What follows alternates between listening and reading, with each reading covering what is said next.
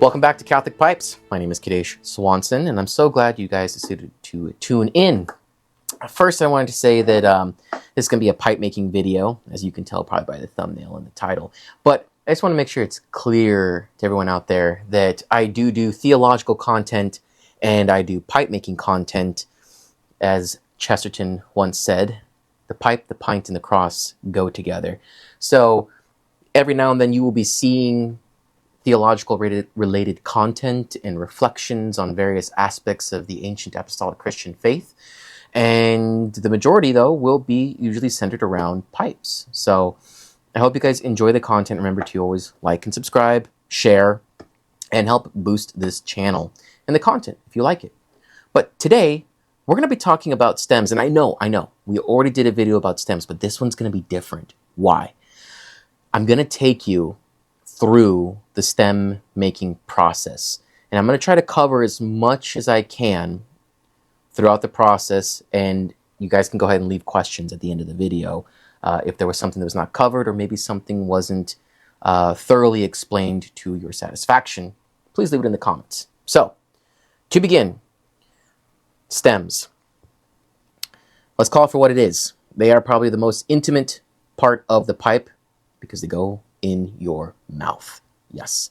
Which means you have to be comfortable.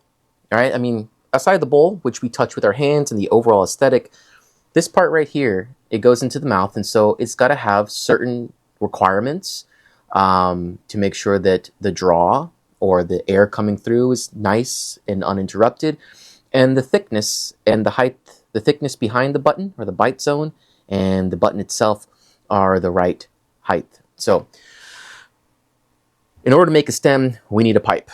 I happen to have one that needs a stem. I have this cool little Dublin right here. And so I got to figure out, what kind of stem do I make for this? And I go about it several different ways.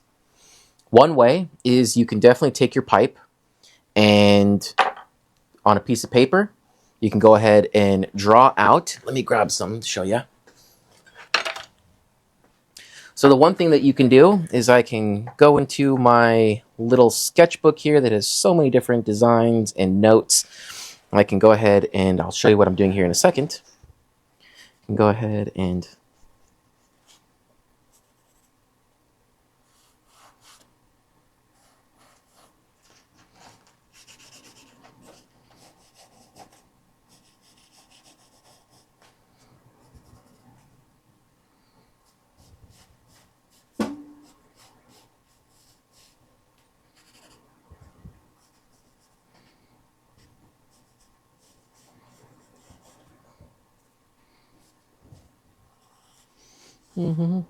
cue music while this is going.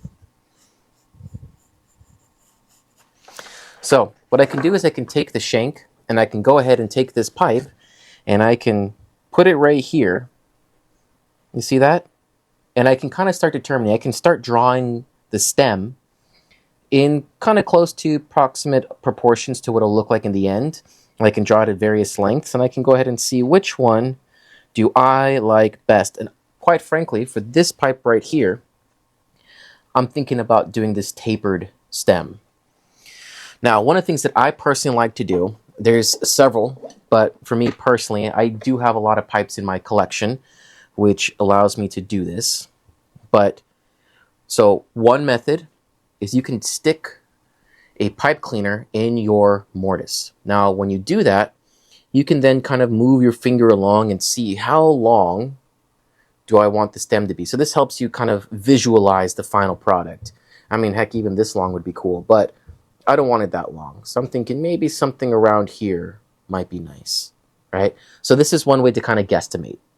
Using a folded over pipe cleaner, putting it into the tenon, and then using your fingers to kind of determine how far, how long.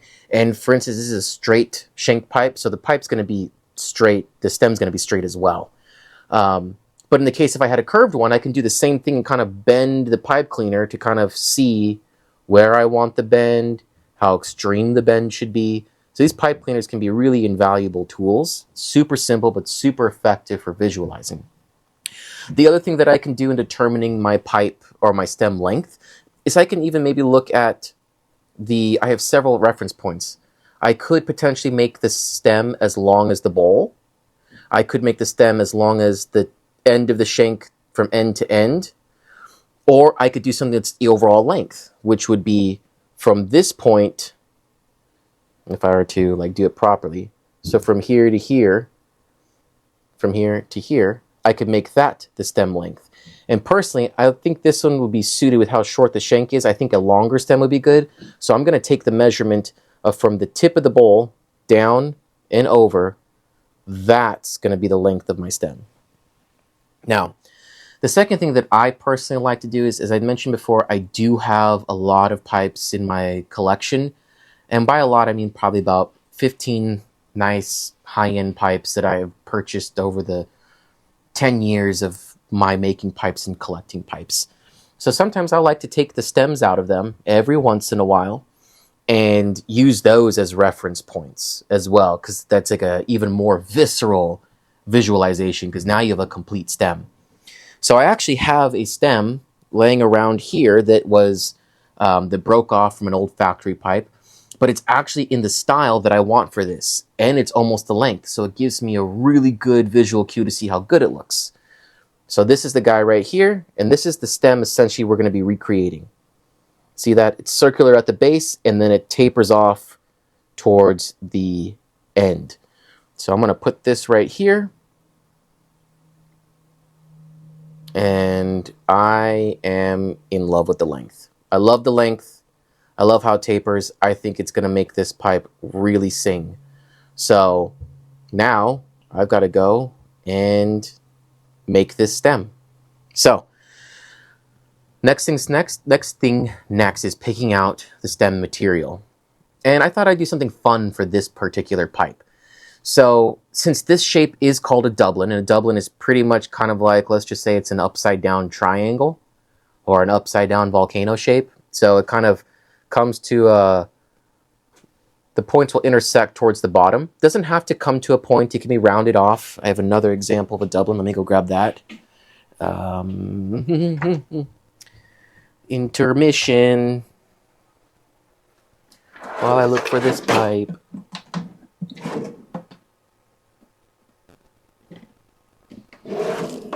Found it. Okay, there we go. So I have a couple variations to show you. So we have, this is another Dublin. As you can see, the bottom is very rounded off right here, and then we have a taper up. This is a more artistic rendition of the same shape, just a little bit more dynamic lines with this subtle curve in the front, straight down the back. And then here's another variation of a Dublin shape, much more bulbous, but still the same point applies, where it expands out and then they slowly they get thinner towards the bottom.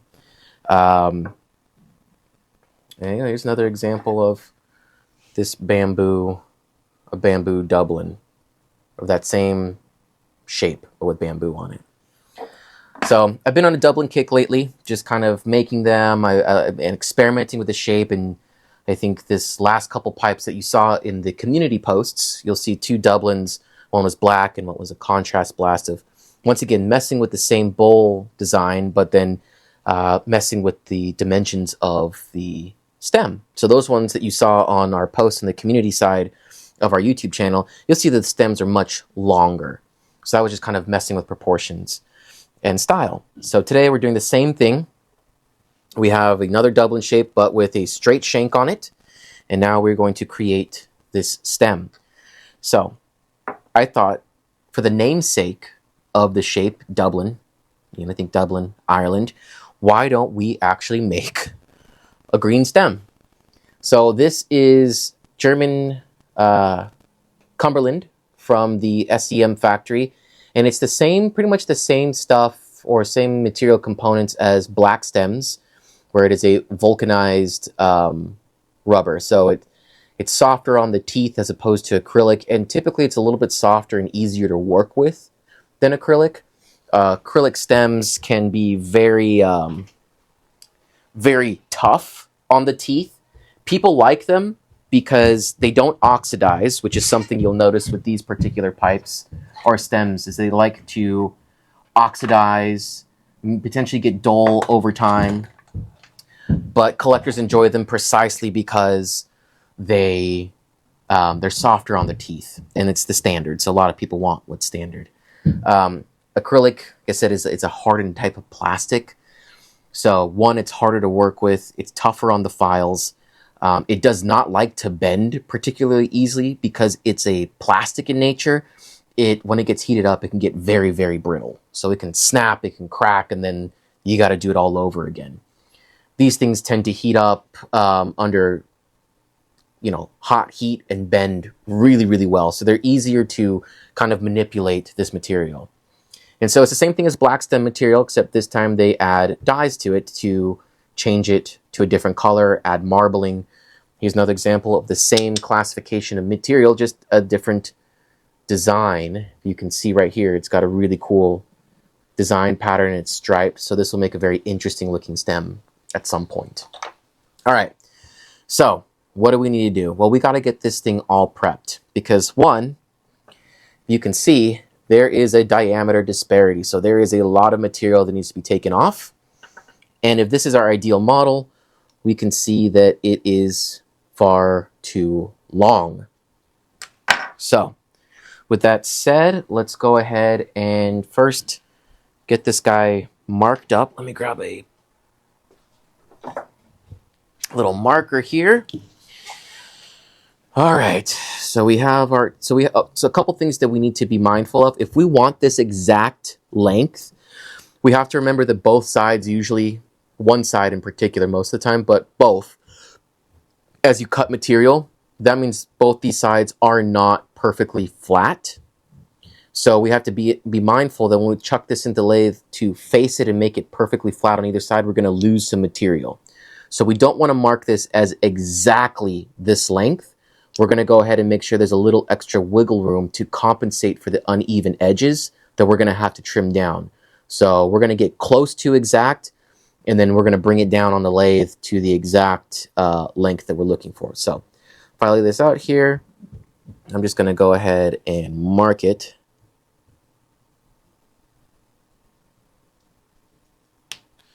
So I marked it, as you can see right here, just right above it.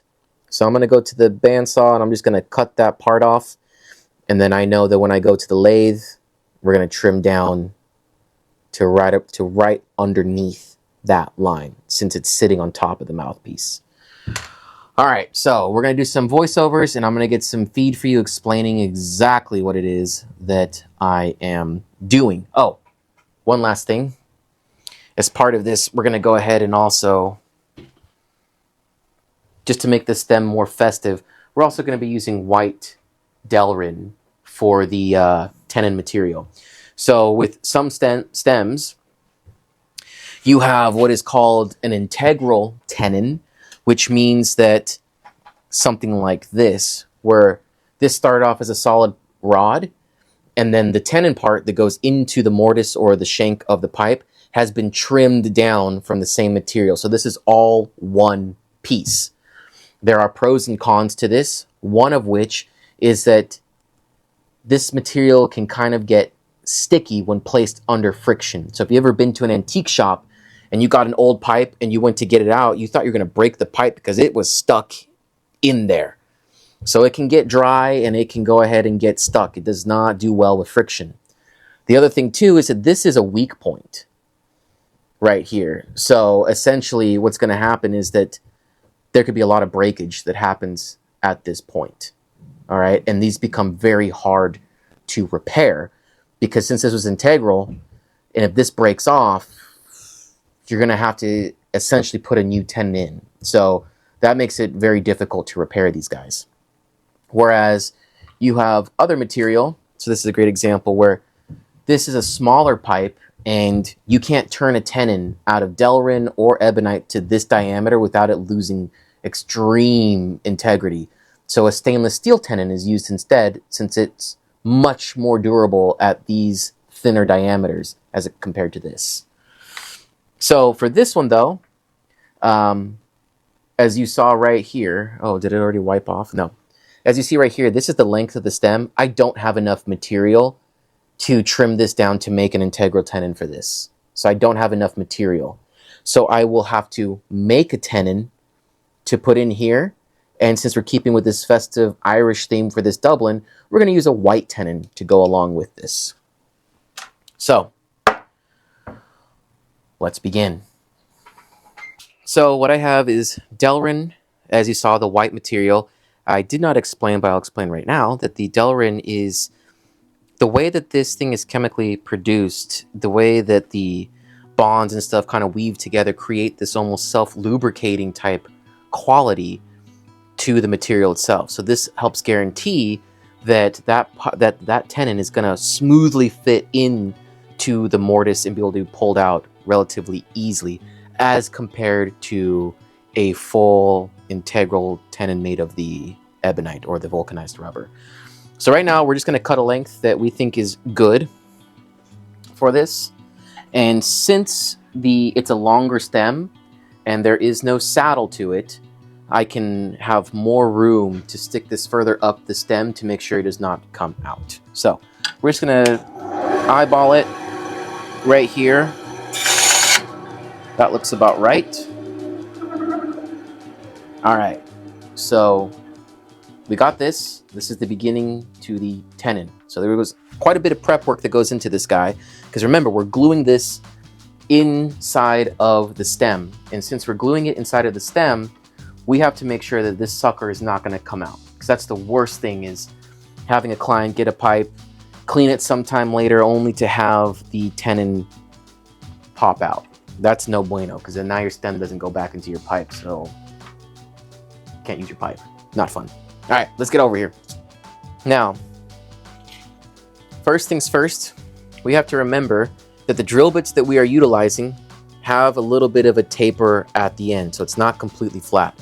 So to make sure that there's no gaps, we have to mimic this part on the tenon that we're making, the part that's going to go on the stem. So we have to create a little bit of a bevel at the edges to make sure that the fit's as good as possible.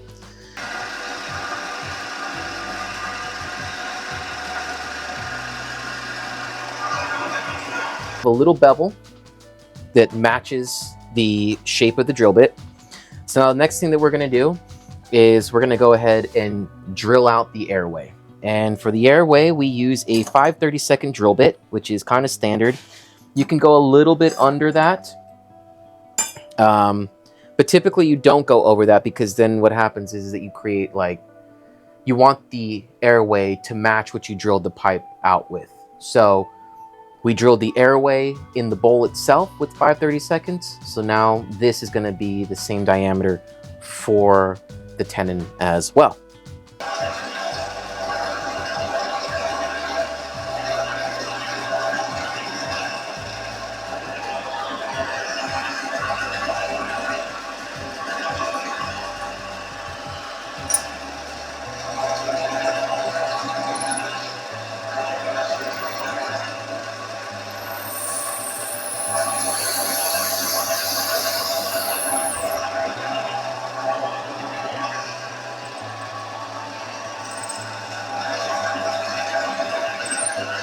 So when it comes to the tenons, you want at minimum, a 1/4 inch of this tenon going into the stem material itself. That's key, because that's kind of the minimal distance you need for that surface area for the epoxies or super glue or whatever it is that you're utilizing to bond these two materials together. You want to make sure that there's enough of it up into the stem that that surface area is there to allow for a great bond. So right now, we're going to put about that much in there. I don't know exactly precisely how much that is, but I know that's over 1/4 inch. Let me see if I have a ruler.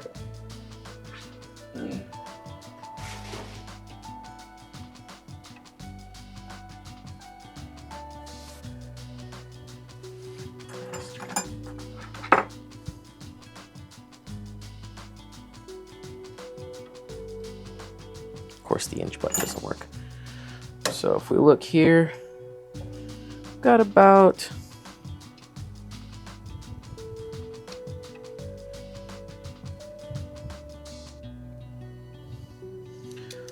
14.25 millimeters, which in American is definitely more than 1/4 of an inch. Yeah, it's definitely more. So it's over a little over a 1/2 inch of material that will go up into the stem. Normally, it doesn't have to be that high up into the material, and that's also another reason why when you're making your stem, you have to make determinations on whether or not you're going to use an integral tenon or if you're going to use a Delrin tenon based upon the saddle. So for those pipes that have that saddle where it's like a little chunk, then it gets thin, depending on how thick or how tall your saddle is will determine whether or not you need to use Delrin or an integral tenon. The thinner it is, you're probably going to have to make an integral tenon because there's just not enough room for that tenon to fit inside the stem without you accidentally cutting into it as you begin thinning it out. So since we're doing a tapered stem, that thickness continues all the way through till you get to the very end, to the last, I'd say, half of the stem. It's super thin. So this is going to be our best choice, and because it's tapered, it allows to have a little bit more of that tenon up into the stem, preventing it from getting ruined or coming out. So now what we got to do is we got to rough up the end of the tenon that's going to go into the stem. Why? Well, if you have two flat surfaces and then a little bit of adhesive between the two of them, this bond is not going to be that strong. Actually, it's not going to be strong at all. Why?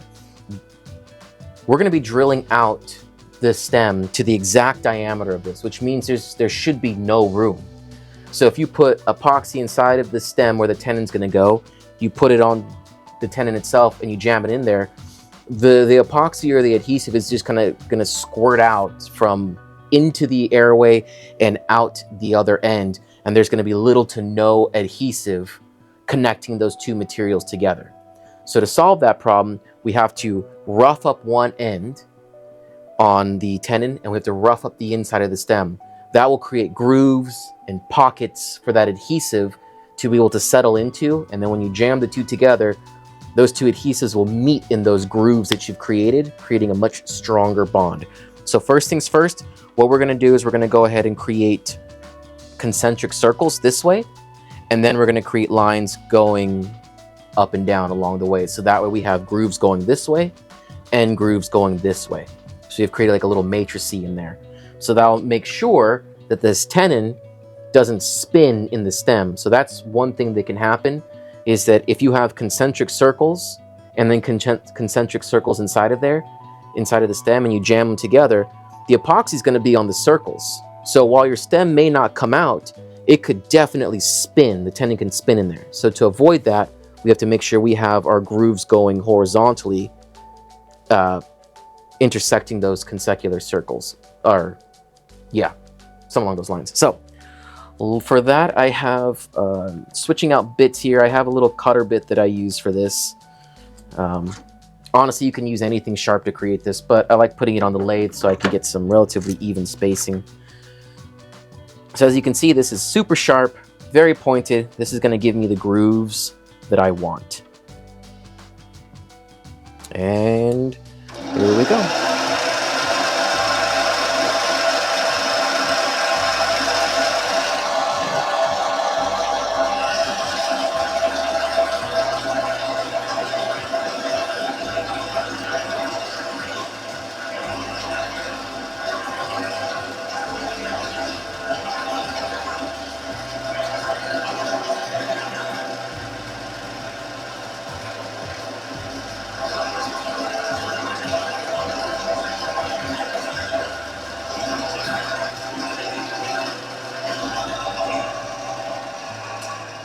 All right, so as you can hopefully see, we have got nice grooves going all along, perfect for that epoxy to kind of settle into. Let me clean one of these guys up here.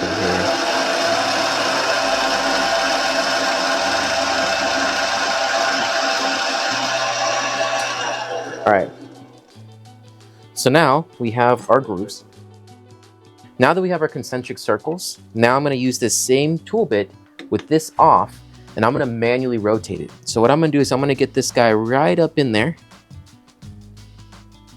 to where it's kind of settled into a groove, and I'm just gonna move it along down. And then now I'm gonna restart. Maybe make it a little bit deeper. Boom, and I'm just gonna manually rotate.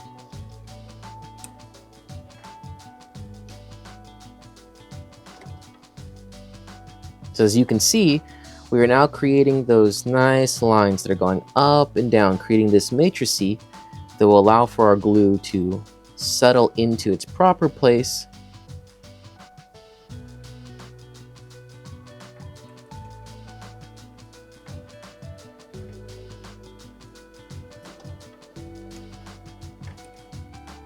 All right, everything looks relatively well. I'm gonna add a few more for some of those spaces a little bit wider than I like them to be. Boom.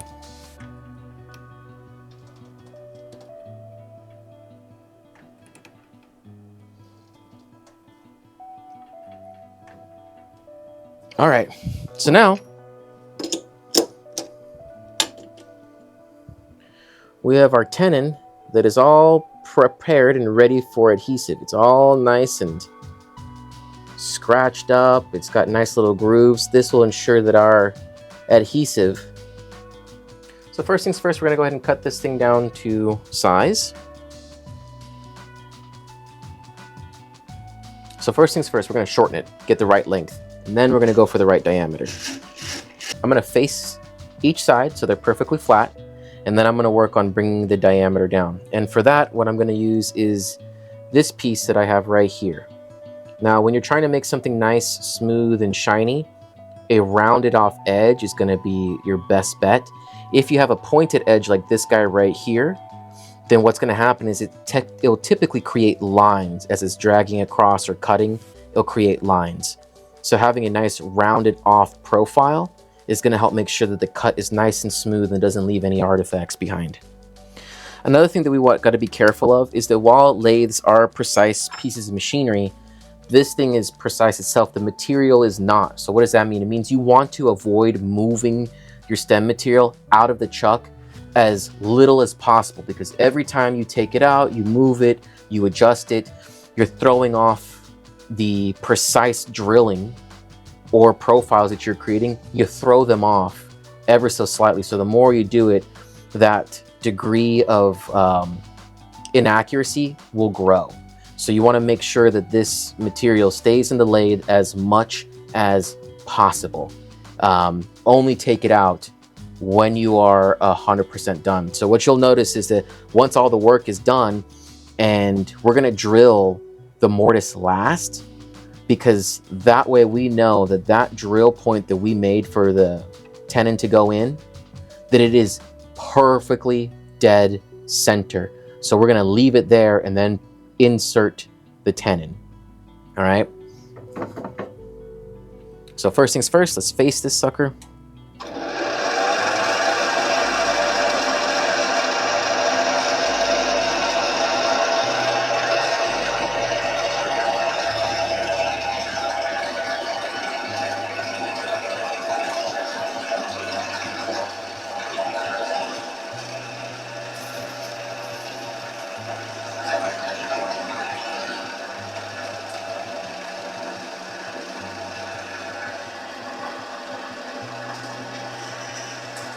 All right, now we got a nice flat surface.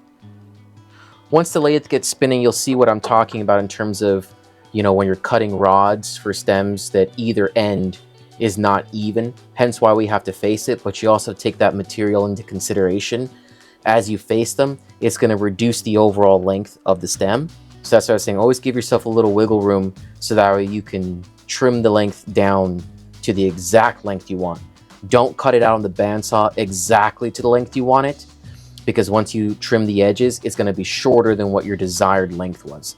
So always make sure that when you're cutting your stem length, give yourself a little extra wiggle room to compensate for the unevenness on either side that you're going to have to cut down to make them faced. So you see what I mean? See that? That's what we're doing.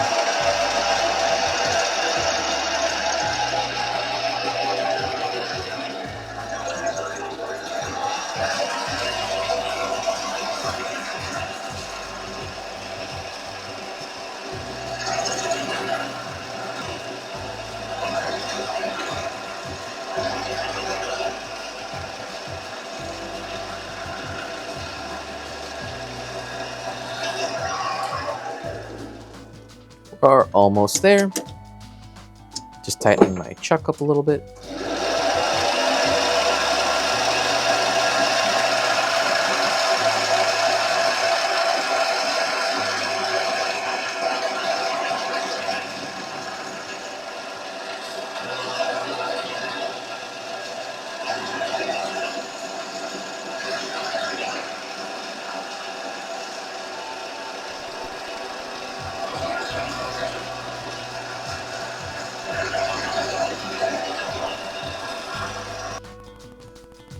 So we still have a little bit of the material right there, and we have not gotten down to the line just yet, so we have just a little bit more to go.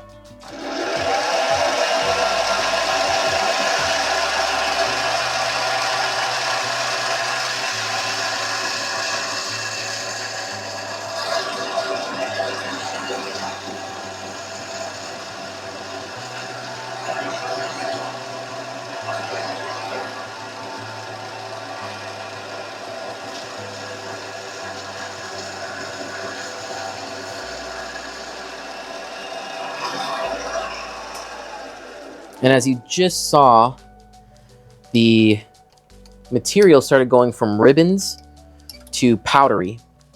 And if you can see right here, it's all got a weird surface. It's not smooth. That means that my bit is dull. So I'm going to sharpen this really quickly.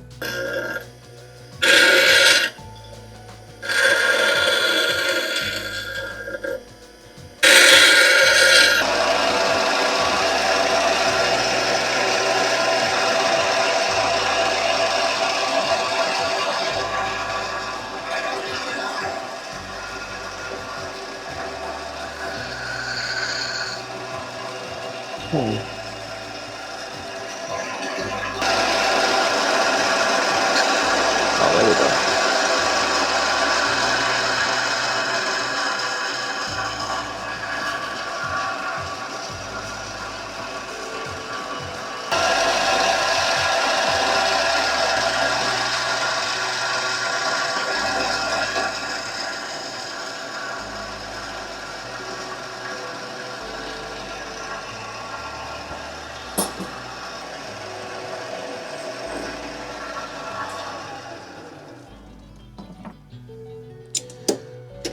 So, what I've essentially done here is I have created a circle now that is close to the diameter here.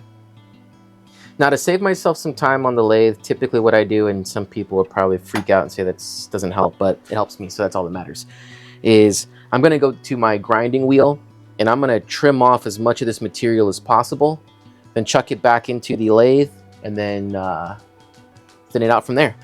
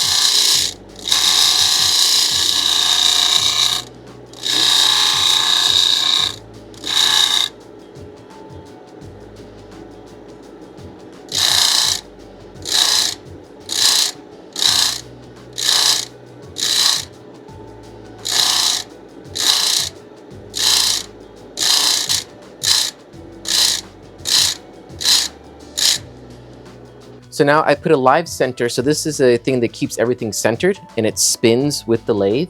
Now I'm putting this on there because when you're dealing with a stem that's kind of a little bit longer in any capacity, there's always the possibility of what we call flex, where the material can wobble or it gets a little bit unstable towards the end. So if you have a drill bit or a lathe piece that's technically slightly pushing on the material to get its cut, once you get to the end, there's a greater potential for flex for this to catch and then it explode or crack or something bad will happen.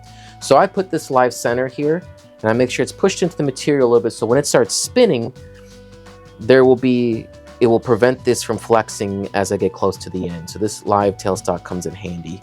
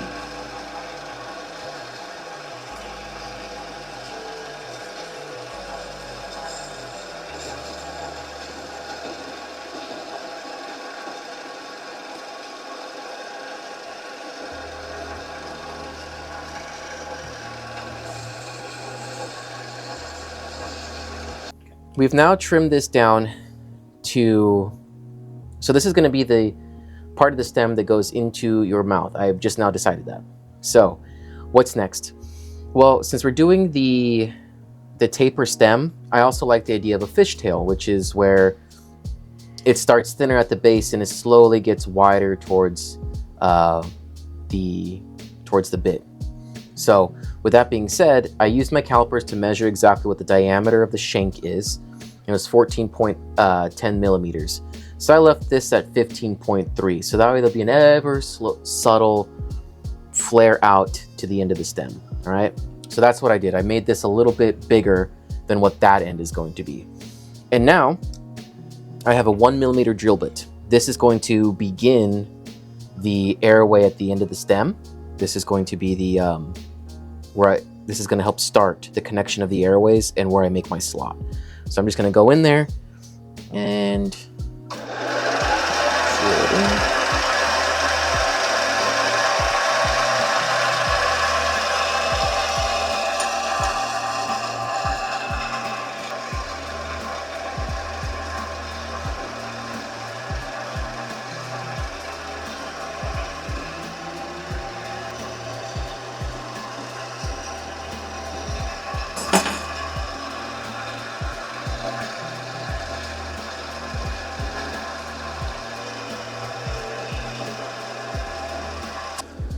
now you might be asking, well, how far in do I do this 1 millimeter drill bit to start the airway? Some people have different measurements. I like to think of whatever the overall length of the stem is. I like my flare to be kind of the last quarter of that stem, potentially. So my flare will probably start right around here. And what I mean by flare is I'm going to start funneling this out once we get to the next stage of creating the slot. So I want to make sure that it starts decent amount back. This is probably about a quarter, a little bit over a quarter of the length of the stem. So I'm going to push it in just past that point a little bit. All right. So this is done. So now this is now where it is totally appropriate to go ahead and flip it around. And what I will do is I like to go ahead and I'll make a mark right here. And what I'm essentially doing here, it's not super accurate, but it's going to help. It's that when I turn this around, I can make sure that this material kind of goes back into a similar place as to where it was. 'Cause remember, the precision is key of making sure, because you want everything to line up. So, as I told you, when you take it out and you put it back in, things slowly become off a little bit, and it compounds the more you touch it. So to mitigate that, I'm going to try to put this back in exactly where it was on this side. All right, so I'm kind of mirroring it. Because if I were to just take this guy and just turn it around, there could be a lot of wobble. So if I can turn it around and put it exactly where the other end was, that'll help keep things pretty accurate. So now I'm going to go ahead and turn this sucker around and line it up with this. Perfect. So now it is all lined up, and I'm going to go ahead and twist my chuck on each one, give each one a nice little twist, because then that's going to guarantee for the most part that it's evenly grabbed with equal pressure around. All right, so now what I'm going to do is I got to trim this section down a little bit, and then I will drill the spot out for our mortise. So now that we got this faced, it's all trimmed down, we're now ready for the last step, which is we're going to drill out the mortise for the tenon to go into. Now, I have a little rag right here, and I put some buffing compound because it's going to be very hard to buff this afterwards. And while it's spinning here, this guarantees for the most part that I'm going to be able to get a nice shine and not make the surface uneven. So I'm just going to gently go in here and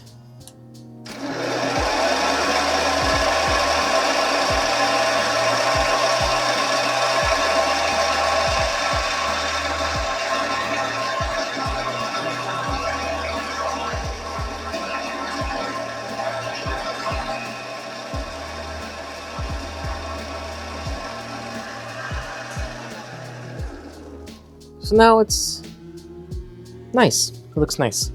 The reason why I also do that too is when we put the epoxy will come out, and so if there's some buffing compound and the surface is pretty smooth, it's going to be easier for us to peel the epoxy off. So that's some of the forward thinking we have to think about, is making sure that that surface is smooth and a little bit lubricated. In this case, I'm also going to take a little carnauba wax, and I'm going to just kind of spread that on there a little bit. Just kind of. And when I do this step, I also make sure that I'm gentle, and I try to keep my finger on the flat surface. I don't want my finger with any additional pressure going over the edge, because then that'll kind of create a gap when the stem meets the shank face. So I want to make sure that I keep my finger away from pressing on the edges, and keep everything very much localized and gentle, going to the edge but not rolling over it, because I do not want to get rid of that crisp edge. I want that.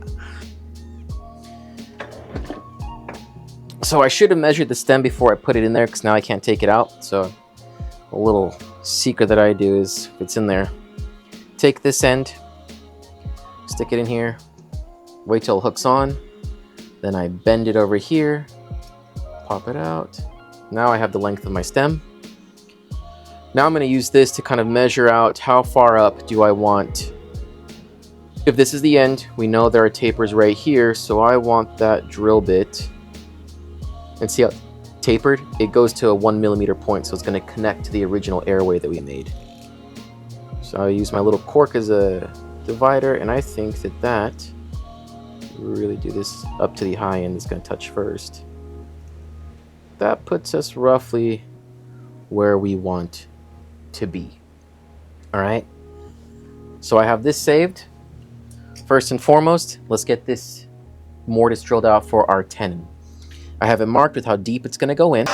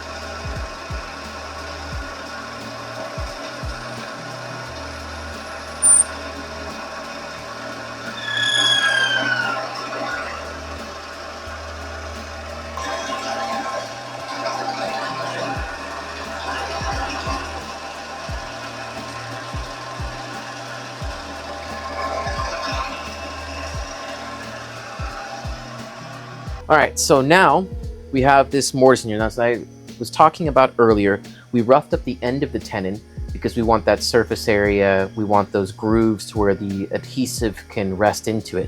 Likewise, we have to do the same thing in here. So I have this little tool right here. As you can see, it's a little hook, just sharpened it. And I'm gonna use that to progressively push inside of the tenon to create my concentric circles on the inside.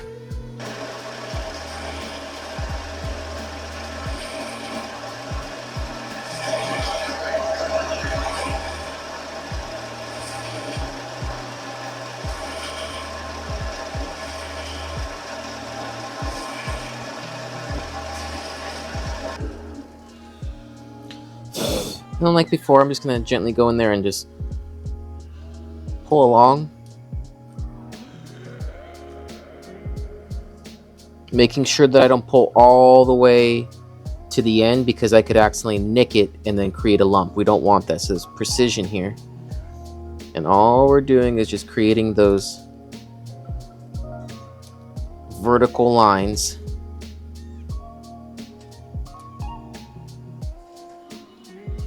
They're going to ensure that everything's good. Now that we're at this point, the last thing that we do here before we put our tenon in is I'm going to remove this tool so it's out of my way. Now, we're going to drill the rest of the airway. So we have the mortise, and now we have to drill the last bit of the airway. And we're going to use our tool that we had already measured out. If I can find, yep. So just double check it to make sure we're still good, nothing got messed up. Yep, still at the appropriate length. So now we're gonna go in with this sucker and drill out the rest.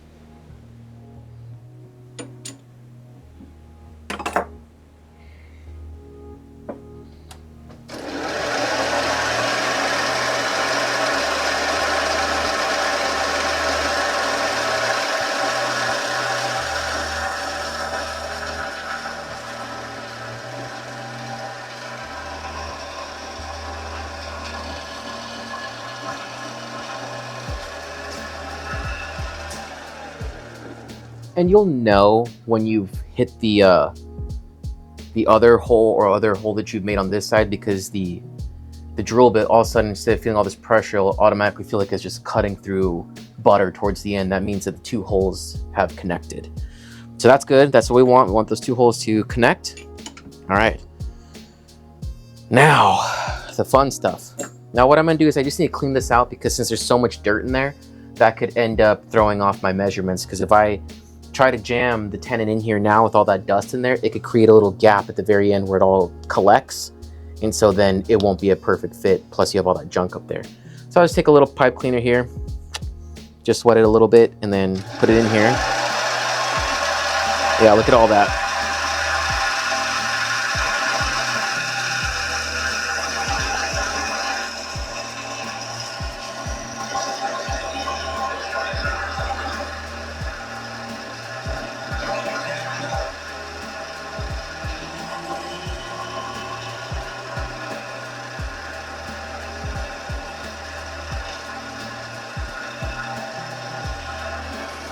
All right, that's pretty clean, pretty happy with that. All right, so now what I'm gonna do is I'm gonna loosen up this tailstock, because I want this thing to slide freely. Now remember, you can't really just push this in there, because these two are pretty much the exact same, diameter here as it is here. So it's a very snug fit. So what I'm gonna do is I'm gonna take this little pin gauge, this 5/32, I'm gonna slide that into there. And the reason why I'm doing this is because once I clamp it into this end very tightly, since it's hollow, it could warp the shape and make it look triangular. So I'm gonna do this to help make sure that the structural integrity of the tenon is still intact, especially after I clamp it down in here. I don't want it to be all, what's the word I'm looking for? I don't want it to be all, I could put it right here.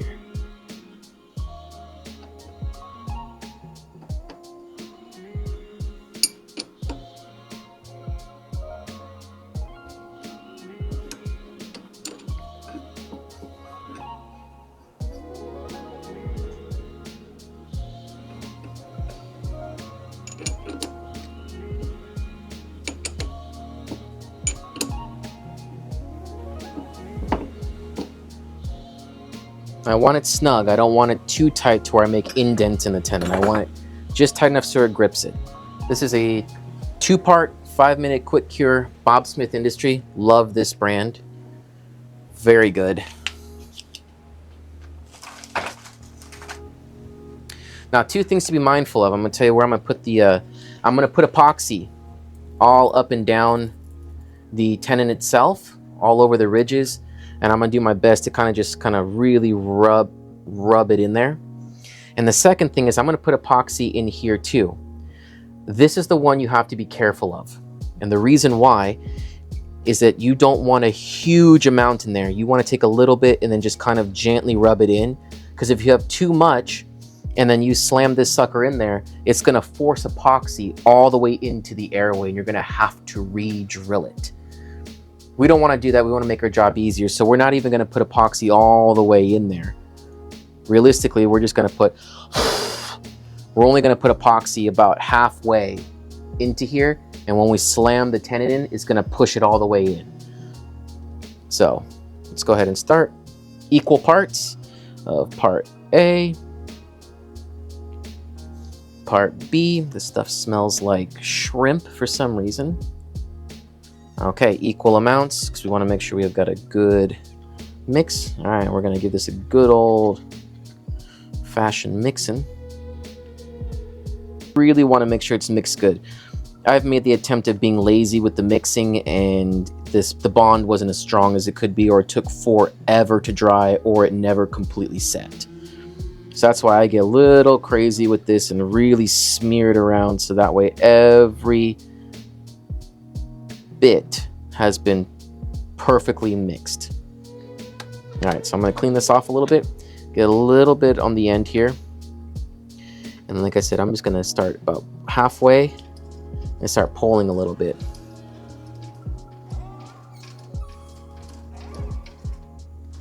And this is just, as I said, to kind of get that epoxy right there into the grooves. I don't want a lot laying around in there.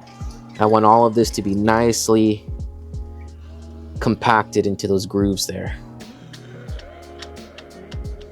All right, same thing here. I'm going to go ahead and take this, and I'm going to go ahead and round the world we go. I'm going to keep on taking epoxy and just pushing down as we go through, and as I spin this through.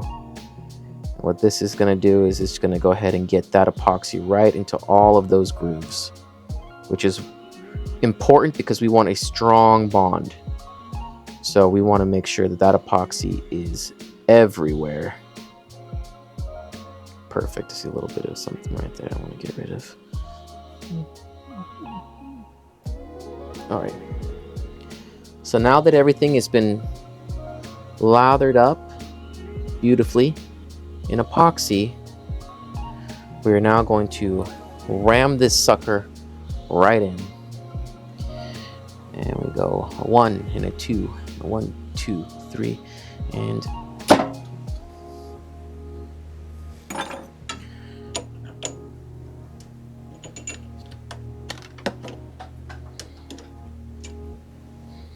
perfect.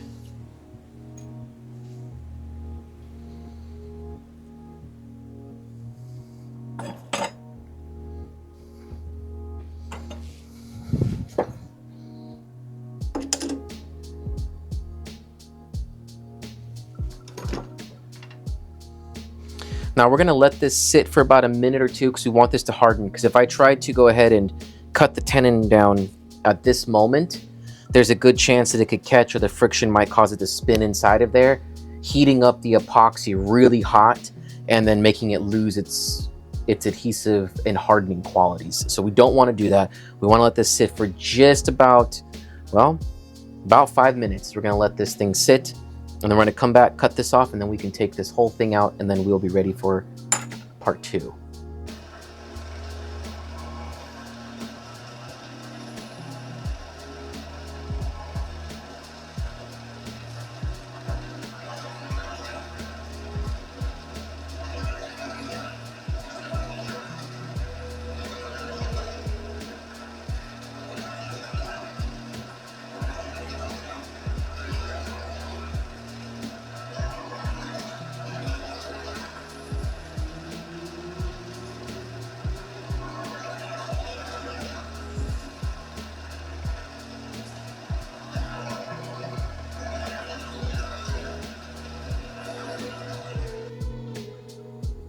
Like, all right, we've got her all set up. She's now ready for us to take it to the next stages of now shaping it to start looking like a stem. All right. So guys, I hope you guys enjoyed this video. We're going to do this in 2 parts. So this first part was just kind of showing the prep work that goes into the stem itself, getting the airway drilled out, getting the right diameter, designing a stem, and then getting the Delrin tenon inside of it. All of these steps are super important to make sure that your stem offers the right smoking qualities, which are supposed to be phenomenal. So next week, we're going to go ahead and do a part 2 where we'll go ahead and look at the complete and total shaping of the pipe itself. So hope you guys had a wonderful time. I look forward to seeing you next week. And please go ahead and like, subscribe, put notifications on, share this if you like the theology, share the videos if you like the pipe making, share the videos. This helps grow the channel so that we can continue doing what we love to do best, which is make pipes and think about God. Alrighty, this is Kadesh with Catholic Pipes. Have a great weekend.